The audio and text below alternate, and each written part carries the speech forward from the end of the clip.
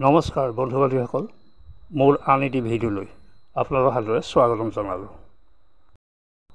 এই শতিকাৰ এজন গীতিকাৰ, সুৰকাৰ, কবি, ছবি পৰিচালক, ছবি প্ৰযোজক, বাদ্যযন্ত্ৰী, লগতে এগৰাকী দৰদী কণ্ঠৰ অধিকাৰী, দেশৰ হিয়াৰ আপোন, যুৱ প্ৰজন্মৰ হৃদয় স্পন্দন, আত্মজনৰ ওচৰত সদায় থিয় দিওঁতা দৰদী কণ্ঠৰ শিল্পী জুবিন গাৰ্গ আমাৰ মাজত নাই।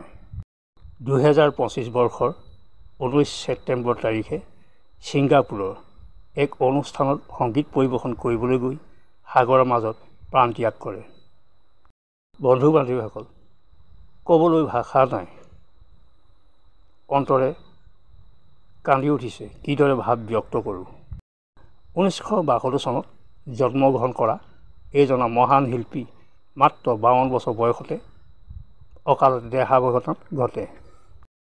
নিয়তিৰ কি খেলা, হে ভগৱান, তুমি ইমান নিষ্ঠুৰ কিয়? কোটি কোটি জনগণক এদিন হহুৱাই নিমিষতে আকৌ কিয় কন্দুৱালা? কিয় কাহিনীলা আমাৰ মৰমৰ হীৰাৰ আমঠু হীৰা টুকুৰা?